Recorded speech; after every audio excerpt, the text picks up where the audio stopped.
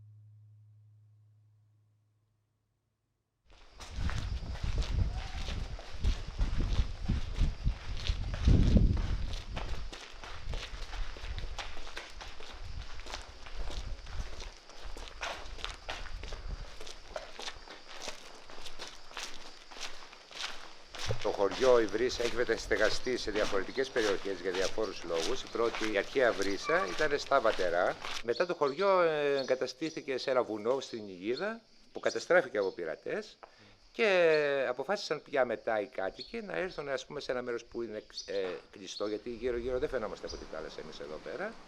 Άλλοι πήγανε στη Σάμο και έφτιαξαν τους Μυτιληνιούς στη Σάμο και κάποιοι έφτιαξαν τη Βρύσα που ξέρουμε σήμερα και που καταστράφηκε μετά από το μεγάλο σεισμό.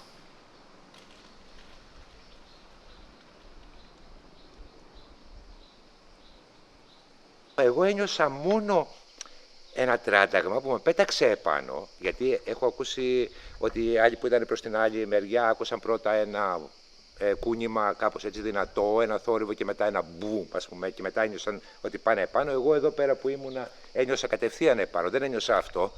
Ένιωσα κατευθείαν να πετάγομαι επάνω. Η σκόνη που σηκώθηκε σε όλο το χωριό δεν μπορούσα να δεις, είχαν κλείσει τα μάτια σου και με το που άνοιξε τα μάτια μου πρόλαβα ακόμα να δω τα κτίρια να πέφτουν.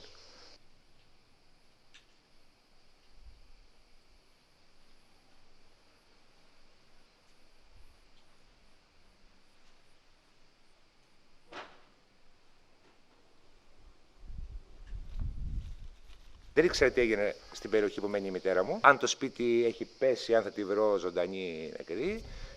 Ούτε αυτοί ξέρανε από τη δικιά μου γειτονιά τι είχε γίνει. Γιατί με το σεισμό βγήκαν έξω από τα σπίτια. Πέσανε μέσα πιάτα, πέσανε σε πολλά σπίτια αντικείμενα. Ανοίξανε κάποιες ρογμές, εμφανίστηκαν στους τοίχους. Οι άνθρωποι φυσικό είναι να βγουν έξω. Δεν είχαν όμως ιδέα τι έγινε στο κέντρο του χωριού.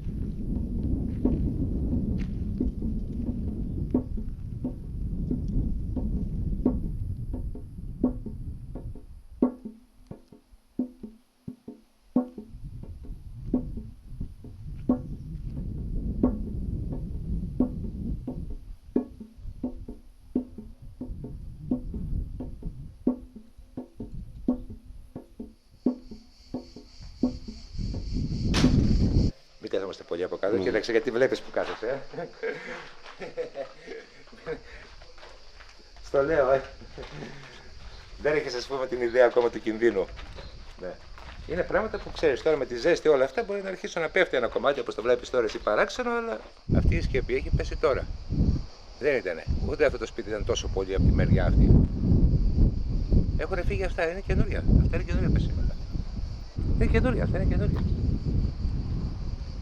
Και θα συνεχίσουν συνέχεια, θα συνεχίσουν. Θα συνεχίσουν. Είναι κάτι που δεν θα ξεχαστεί, γιατί σε ένα λεπτό εγώ έχω καταλάβει ότι αλλάζει η ζωή σου.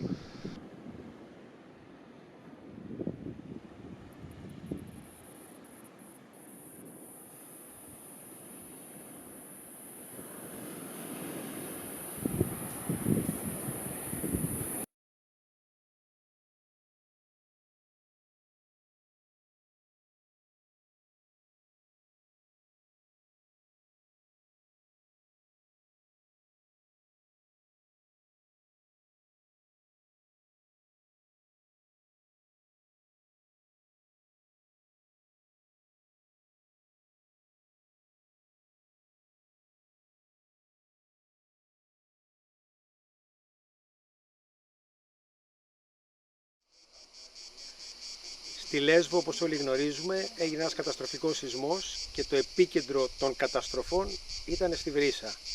Είναι λογικό ότι πάρα πολλοί κόσμος και εμείς, οι γεωλόγοι, εστιαστήκαμε κατά κύριο λόγο στην περιοχή αυτή, όπου πραγματικά καταστράφηκαν πάρα πολλά σπίτια, ήταν πάρα πολύ μεγάλη καταστροφή.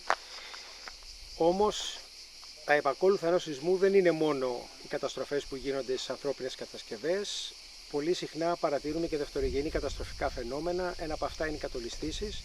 Και πραγματικά σε μια ζώνη η οποία σχετίζεται με το σεισμό, το επίκεντρο και όλα αυτά τα πράγματα, παρατηρήθηκαν καταπτώσεις σημαντικές και κατολιστήσεις που είχαν σαν αποτέλεσμα να αποκοπούν τμήματα του οδικού δικτύου.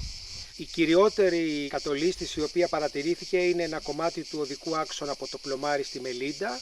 Είναι ένας παραφεριστικός οικισμός πολύ κοντά στο Πλωμάρι, όπου κατά μήκος περίπου 4-5 χιλιόμετρων παρατηρήθηκαν πάρα πολλές καταπτώσεις κατά κύριο λόγο και σε μικρότερο βαθμό κατολιστήσεις.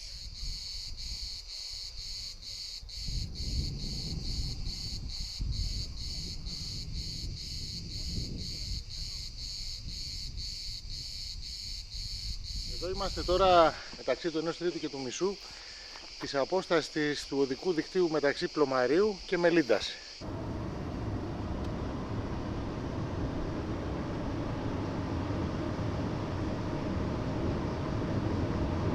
Αυτό το μήκος θα δείτε ότι δεν είναι ολοσυμπαγής βράχος. Υπάρχουν ζώνες που είναι μαλακό το πέτρωμα και είναι σχεδόν σκόνη. Και ένα παράδειγμα εδώ, Ένα παράδειγμα είναι, εδώ ας πούμε από πάνω είναι πιο χαλαρό το πέτρωμα, εντάξει είναι και αποσταθρωμένα αυτά. Εδώ βλέπετε ότι είναι συμπαγής ο βράχος, να τα κονάρια τα μεγάλα ας πούμε. Παραδίπλα άμα θα πάμε, βλέπω ότι είναι πιο αποσταθρωμένα και κόβονται σε πολύ μικρά κομμάτια. Δεν πέφτουν αυτά τα κομμάτια οι ογκόλυθοι ας πούμε. Βλέπετε εκεί πάνω από τα αυτοκίνητα δεν είναι πάνω από τα αυτοκίνητα, είναι πάνω από τα. Είμαστε πιο μπροστά. Υπάρχει ένας άλλος τέτοιος βράχος που είναι σφινωμένος έτσι όρθιος και αυτός είναι επίφοβος ας πούμε. Αν σηκώσει το πλάνο προς τα πάνω, θα δεις ότι υπάρχουν και άλλοι βράχοι τέτοιοι, οι οποίοι είναι επίφοβοι σε κάποια βροχόπτωση μεγάλη, σε κάποιο σεισμό κτλ. Πάλι να βρεθούν εκτός ισορροπίας και να πέσουν.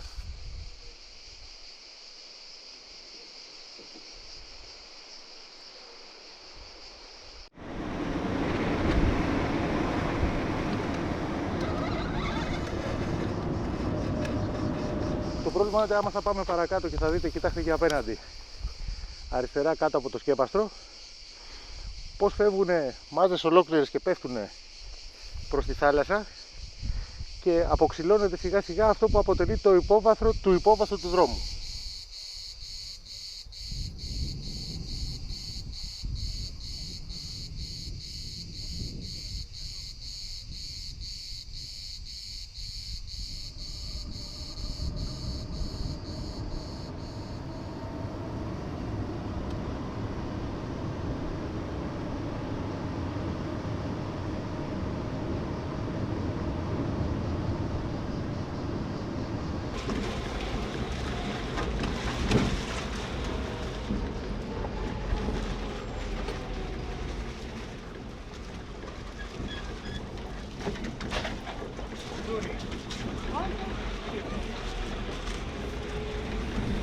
Η μπετονιέρα τι κάνει? Αυτός φτιάχνει τώρα τον γκαράζ το μέσα, το κάνει αποθήκη μάλλον και βάλει πράγματα από το σπίτι του που έχει καταστραφεί.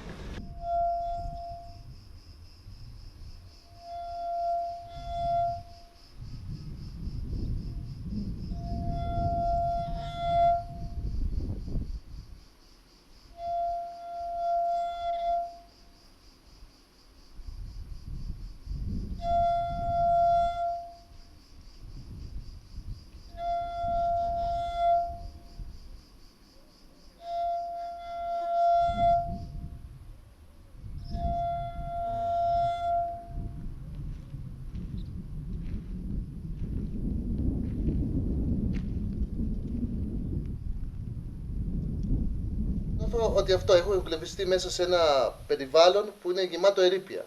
Συμμετέχω στην ομάδα που γυρνάμε τα βράδια και κάνουμε περιφρούρηση και πάλι είμαι μέσα στα ερείπια. Επειδή ζω εδώ στη Βρύσα, το σπίτι μου είναι κίτρινο, περιφέρομαι συνέχεια μέσα στα χαλάσματα και όλο αυτό μου έχει επηρεάσει και ψυχολογικά και σωματικά. Νιώθω αρκετή κούραση απάνω μου.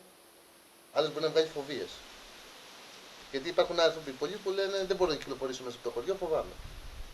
Πολλοί φοβούνται το πλιάτσικο, ότι επειδή έχουν αυτά κάποια ιστορική αξία και κάποια χρηματική αξία, μπορεί παράδειγμα ένα σοβελίκι, έτσι τα λέμε εμείς, ένα κομμάτι πέτρας λαξευμένο, σαν αυτό εδώ τώρα, να πιάσει και 200 ευρώ και 300 ευρώ.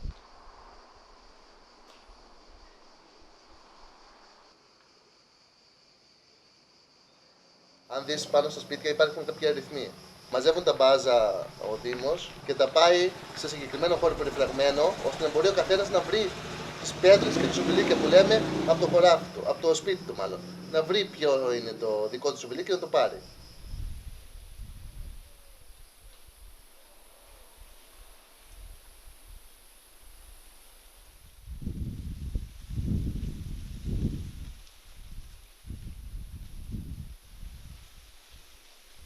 Οι γείτονες που πάθανε ζημιά τώρα που μένουν αυτοί οι άνθρωποι? Μάλλον στα πατερά πήγαν στο πολυεθνείο, νοικιάσαν σπίτια, κάπου πολιτικά. Αλλά το χειμώνα τώρα, τι θα γίνει το χειμώνα. Και πώς θα φτιαχτούν αυτά τώρα. Είναι να τα φτιάξει κανένας. Αυτό το σπίτι εδώ πέρα, αυτό που έχει σπίτι εδώ, ήταν δικό μου λίγο. Όλα μη χώματα χτίζανε. Απέναντι χτίζανε πέρα, όλα μη χώμα χτίζεται. Αλλά και οι ασβέστες που βάζαν, δεν είχε τσεμέντα μέσα. Ούτε συνάζουν να κάνουν το τσεμέντο μέσα να σταθοποιηθεί το σκέτο χώμα. Τι έκανε, πέσω. Και ήταν πολύ χρονό σπιτιά. Μπορεί να είναι 150 χρονών.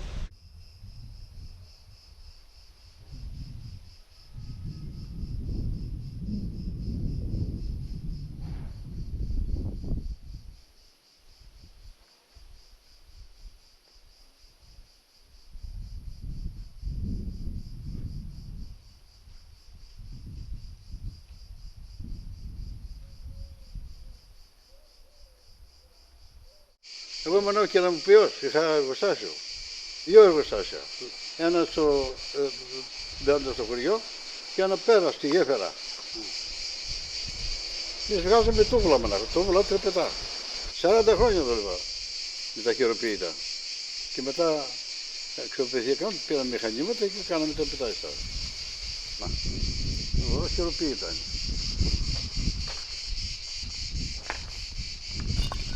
Και κάθε ένα έχει και τη μάρκα του μέσα. Το βλέπεις, κάπα λάμδα. Κωνσταντίνος Λινάρδος. Το όνομά σας? Όχι το δικό μου, Α, μένα είναι Γεωργακής. μάλιστα. Αριστίδης Γεωργακής.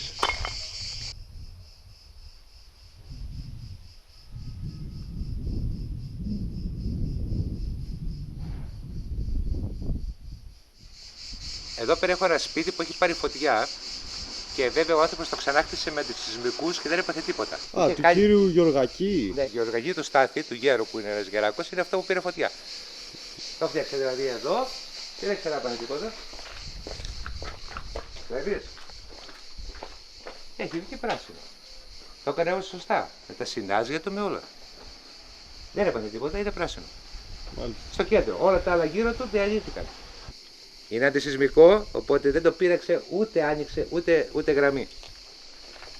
Οπότε υπάρχει πιθανότητα να ξαναχτιστεί το χωριό, αλλά με σωστά κριτήρια. Κοίταξε, καινούριο κτίριο τώρα. Αυτό είναι καινούρια κατασκευή, δεν έπαθε τίποτα. Ούτε άνοιξε καθόλου. Αυτό το κτίριο ήταν παλιό και ο άνθρωπος που το πήρε το έφτιαξε, το ανακατασκεύασε.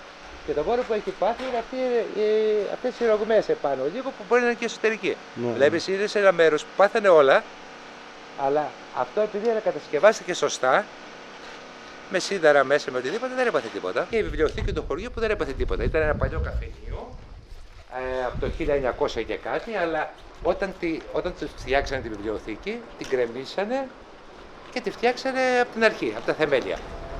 Δεν έχει πάθει τίποτα.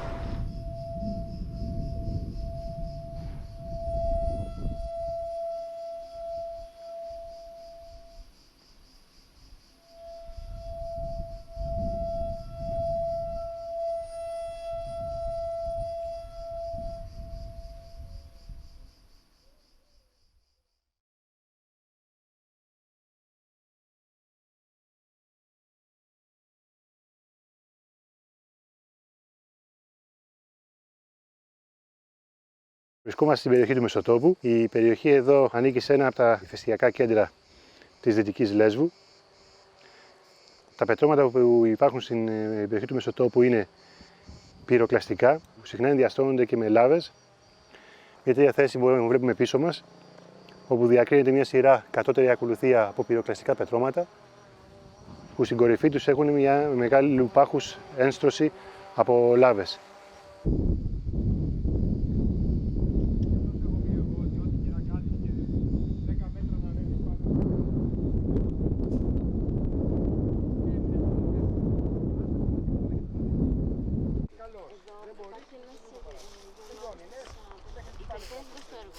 Είναι συλλεκτική. Μην το χαλάσεις, το βάλ' το παραδίπλα αν μπορείς. Τι είναι αυτό? Ο κούφιος ο ήχος είναι το πιο μαλακό που είναι τα πυροκλαστικά. Το άλλο που κελαϊδάει, πού το? Να το, αυτό είναι λάβα.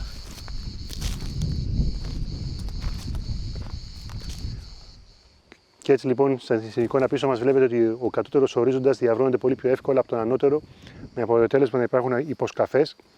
Η δημιουργία αυτών των υποσκαφών έχουν σαν αποτέλεσμα οι βράχοι αυτοί που υπάρχουν να αποκρόμονται βράχια και να πέφτουν και να δημιουργούν προβλήματα. Η περίπτωση του χωριού είναι ιδιαίτερη γιατί εμείς ουσιαστικά εδώ πέρα που βρισκόμαστε, είμαστε πάνω από το χωριό, βρισκόμαστε στο χείλος μιας απότομης πλαγιάς, όπου καταπτώσεις μεγάλων βράχων προκαλούν προβλήματα στο οδικό δίκτυο, αλλά προκαλούν προβλήματα και στον οικισμό από κάτω, γιατί κινδυνεύουν μεγάλοι όγκοι να χτυπήσουν τα σπίτια.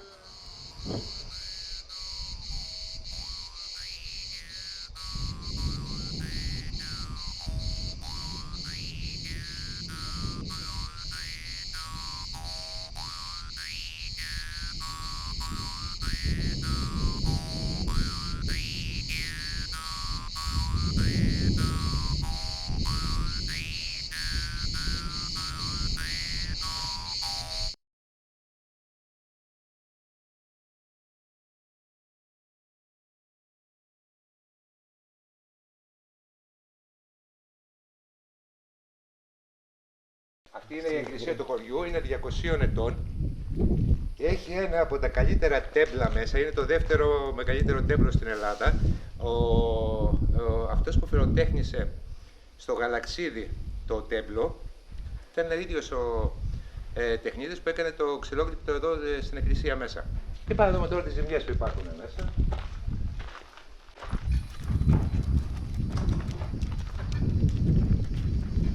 Δεν ξέρω, εγώ έχω την εντύπωση ότι... από εδώ φαίνεται πολύ, κοίταξε, με λείπει κομμάτι. Στη βάση. Στον πρώτο όροφο. Είναι μεγάλη δουλειά. Δυστυχώς. Να δεις ότι, ας πούμε, με ποιο τρόπο ήταν κτισμένες τότε οι εκκλησίες. Βλέπεις τι χρησιμοποιούσαν μέσα. Μπαγδατί, είναι αυτό το... Χώμα, λάσπη, χώμα, πέτρα και ξύλα μέσα. Ναι. Είναι όμως πολλά χρόνια και αυτό είναι το παράξενο. Πώς μετά Αυτή η εκκλησία πέρασε πολλούς σεισμούς. Είναι από το 1800, είναι 2 αιώνες εκκλησία.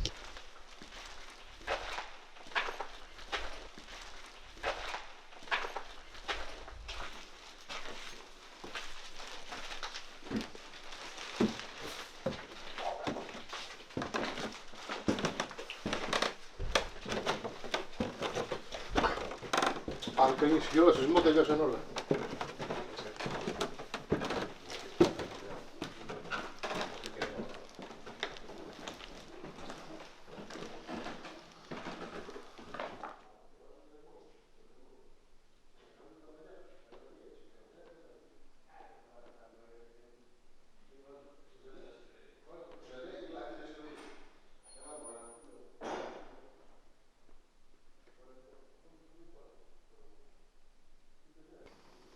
Εσείς που ήσταν στο σεισμό? Στο σπίτι. Το σπίτι μου είναι έξω από το χωριό. Α, έξω. Αλλά ούτε στον εχθρό δεν το πράγμα. Πάπα, Χριστέ μου και Παναγίτσα μου. Λέω, Χριστέ μου και Παναγίτσα μου, τι γίνεται. Το χωριό βουλιάζει με τι γίνεται. Ένα πράγμα. Λέω, Θεέ μου, βοήθεια. Στο σημείο που ήταν, πρέπει να είδε και αυτό σαν μανιτάρι που σηκώθηκε πάνω από το χωριό, από τα σπίτια που πέφτει εκείνη την ώρα. Γιατί το είπανε πολλοί αυτοί που ήταν εκτός χωριού ή έτυχε να είναι μπαίνοντας προς το χωριό, ήταν ένα μανιτάρι. Είναι αυτό που σας είπα εγώ, ότι εκείνη την ώρα δεν μπορούσα να δω τίποτα από τη σκόνη. Ναι, ήταν αυτό. Οι ομαδικές, δηλαδή φανταστείτε, πιθανόν αν κάποιος μπορούσε να τραβήξει μια φωτογραφία εκείνη την ώρα, πιθανόν να έβλεπε κάτι σαν μανιτάρι. Είδα, ναι. Το μόνο που είπα, λέω, ποιος βλάκας έβαλε φωτιά μεσημεριάτικο στο χωριό. Ήταν η σκόνη τα σπίτια. Ποιος έβαλε φωτιά. Ένα στο πλωμάρι το είπε, λέει, να τραβιέται τη θάλασσα μέσα 5 μέτρα. Και μετά να βγαίνει να βράζει, να σπούν τα παλαμάρια, τα καΐκια. Και στα βατρά δύο τουρίστες που κάναν μπάνιο βλέπουν την άμμο να βράζει, να χοροπτάει η άμμος. Δηλαδή ένα πράγμα το μυαλό δεν μπορεί να το πιάσει αυτό. Ακατανόητο. Αξίζει να το πάρεις. Ναι, ναι, το περιστεράκι. Έχω να κάνει φωλιά. Ναι. Εγώ το πήρα.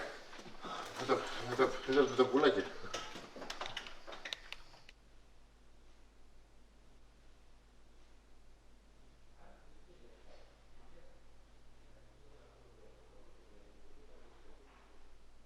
Το ξύλο λένε ότι είναι αντισυσμικό. Ίσως είναι και ένας λόγος που η εκκλησία αυτή σώθηκε κατά κάποιο τρόπο και δεν έχει αυτές τις τεράστιες ζημιές. Βλέπεις αυτά εκεί πέρα όλα είναι ξύλινα. Βλέπεις ότι κρατιέται με ξύλο μέσα. Αν προσέξεις. Αυτή η εκκλησία, εγώ πιστεύω ότι υπάρχει δυνατότητα σε ένα χρόνο το πολύ. Παραπάνω από χρόνο. Στέλιο, όταν πέσει το χρήμα και γίνονται σχετικές μελέτες, εγώ πιστεύω ότι όλα αυτά μπορεί να φύγουν πολύ εύκολα. Εδώ υπολογίζω να θα γίνει χωριό, θα γίνει σε 10 χρόνια. Να βγουν μπάζ αρχαιολόγοι, μηχανικοί, άστο. 10 χρόνια πιο πολύ γέροι θα έχουν πεθάνει που είναι στα βατερά. Η νεολαία θα έχει φύγει από εδώ. Αν δεν επικρατήσουμε εμείς από 40 μέχρι 60 χρόνια εδώ μέσα.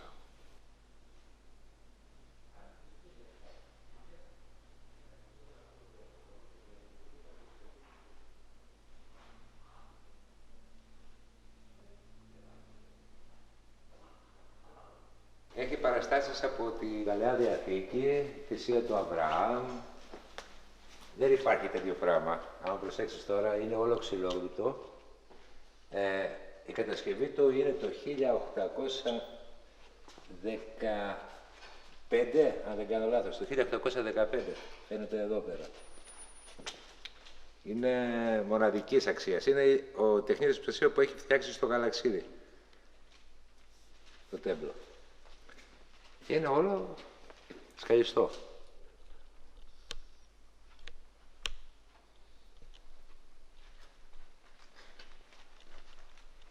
Όλο φτιαγμένο στο χέρι.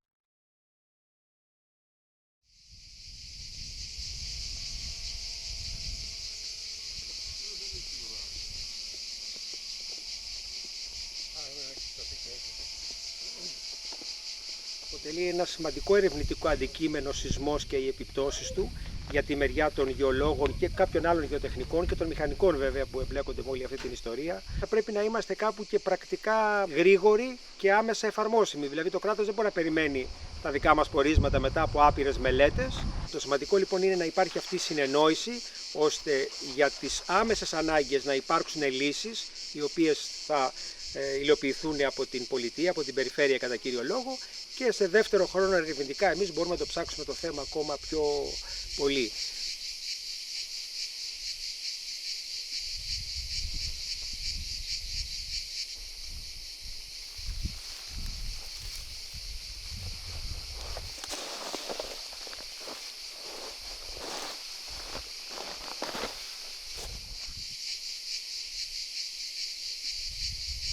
Να μετρήσουμε οικογένειες διακλάσεων. Με το μάτι βλέπω μια γρήγορη εδώ και μια γρήγορη επιφάνεια εδώ πέρα. Αν το δεις είναι συστηματικό αυτό το πράγμα. Εδώ. Οπότε πάμε στην καλύτερη επιφάνεια να μετρήσουμε αυτές τις δύο οικογένειες. Συστήματα διακλάσεων μάλλον.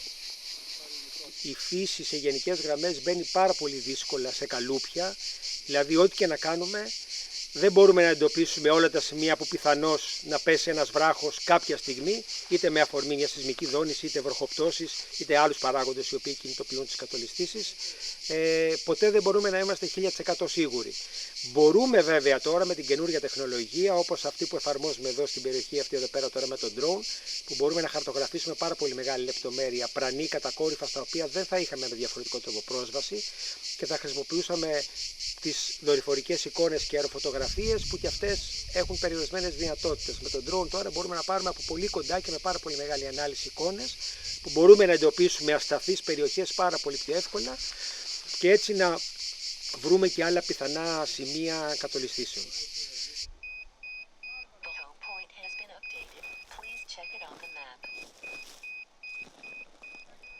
Θα σηκωθεί το drone και θα εκτελέσει σαρώσεις σε δύο διευθύνσεις κάθετες μεταξύ τους, όλη αυτή την πλαγιά. Στη διαδρομή όλη θα τραβάει φωτογραφίες, τις οποίες στη συνέχεια με το λογισμικό θα τις συνθέσει και θα φτιάξει ένα μοσαϊκό, αυτό που λέμε ένα αρθομοσαϊκό, και στη συνέχεια ένα τρισδιάστατο μοντέλο.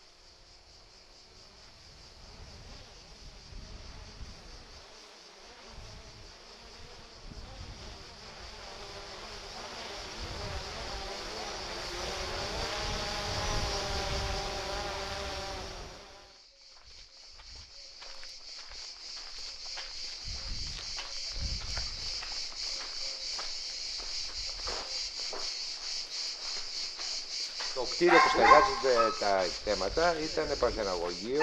Ξεκίνησε σαν παρθεναγωγείο το 1912. Μετά έγινε λαογραφικό μουσείο στρατώνας μετά το τέλος του πολέμου. Και βεβαίως τα τελευταία χρόνια από το 2000, το 1999 με 2000, στεγάστηκε η έκθεση με τα παλαιοντολογικά ευρήματα της περιοχής.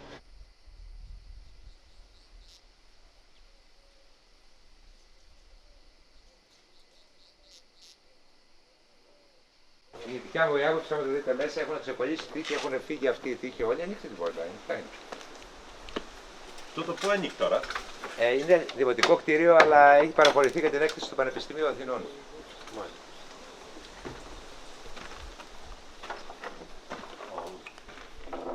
Βλέπετε, έχουν ξεκολλήσει τα μπάνια, έχουν... και πρέπει να έρθει και ομάδα για να βγάλουμε αυτά τα πράγματα έξω. Κοιτάξτε τι είχε εδώ πέρα. Έχουν ανοίγματα στις γωνιές. Ναι, ναι. Αυτό που υπάρχει το παλιό δημαρχείο στην Ιταλία. Από έξω φαίνεται ότι είναι εντάξει και από μέσα στις 4 γωνίες έχει ανοίξει. Ναι, και εδώ, κοιτάξτε εδώ τη μεριά είναι... Ναι, Και τι προβλέπετε τώρα? Άγνωστο για την ώρα. Είναι όλοι ενημερωμένοι. Το πρώτο βήμα που πρέπει να γίνει είναι να βγουν αυτά τα πράγματα από έξω. Αυτά μπορείτε να τα βγάλετε. Με ειδική ομάδα, γιατί άμα κάνει και μια βροχή. Εντάξει, έκλεισε. Να μην κλείσουμε και πέσει πάνω τίποτα. Είδατε, αν γίνει μια βροχή, όλα αυτά είναι στο κίνδυνο.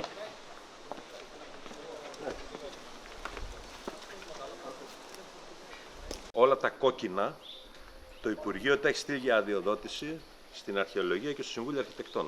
Ναι. Επειδή είναι διατηρητέα λόγω παλαιότητας οικισμού, όλα αυτά θα πρέπει να αδειοδοτηθεί η κατεδάφιση. Το δικό μου που κατεδαφίστηκε, παραδείγματος χάρη, που υπέγραψε εγώ να κατεδαφιστεί στα παιδιά εδώ, παραδείγματος χάρη. Αυτό δηλαδή τώρα, αν εγώ αρχίζω και καθαρίζω το οικόπεδό μου, παράδειγμα. Αυτό κανονικά δεν θα πρέπει. Θέλει αδειοδότηση. Ένα σπίτι που έχει πέσει από το σεισμό εντελώς.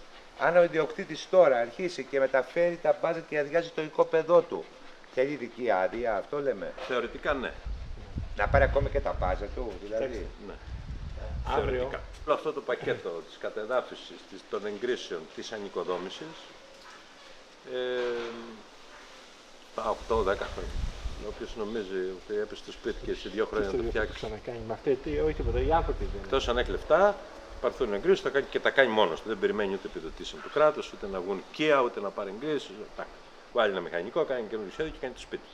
Μπορεί σε 2-3 χρόνια να το έχει τελειώσει. Ναι. Αλλά άμα αναλάβει να επιδοτήσει το κράτος που ανέλαβε, θα αναλάβει τον ιδιώτη και περιμένει την επιδότηση και τις διαδικασίες των εγκρίσεων, τον πάνι έλα, 7-8 χρόνια. Μες στο νερό. Λοιπόν, χαιρετάμε παιδιά. Άντε να τα πεις τώρα αυτά σε ένα ηλικιωμένο.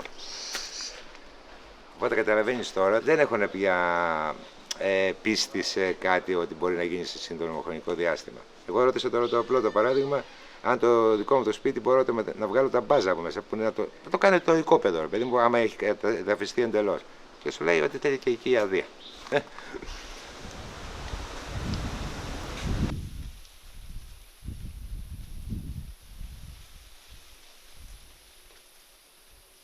Διοχετεύτηκε, είπανε, όλη η δύναμη του σεισμού στη Βρύσα.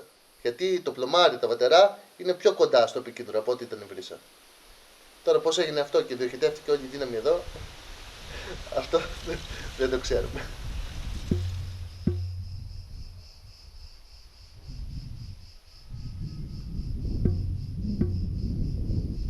Η Βρύσα έχει 2 ιδιαιτερότητες πάνω σε αυτό το σεισμό. Η πρώτη είναι ότι είναι αυτός ο χώρος που υπέστη τις μεγαλύτερες ζημιές με μεγάλη διαφορά από όλους τους υπόλοιπους. Η δεύτερη είναι ότι και μέσα στο ίδιο το χωριό υπάρχει μεγάλη χωρική διαφοροποίηση των επιπτώσεων. Είναι σαν να έχει ισοπεδωθεί σχεδόν το μισό χωριό και το άλλο μισό να έχει μείνει σχεδόν άθικτο.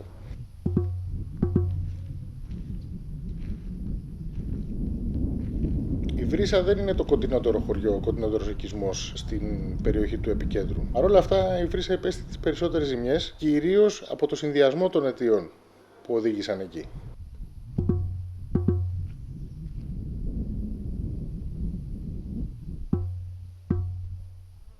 Η Βρύσα είναι ένας οικισμός υπεραιωνόβιος και παραδοσιακός και διατηρητές, που σημαίνει ότι οι κατασκευές είναι παλιές και πολλές από αυτές δεν έχουν συντηρηθεί επί πολλές δεκαετίες. Άρα, παλιές κατασκευές της τεχνοτροπίας του περασμένου αιώνα, χωρίς αντισεισμικό σχεδιασμό.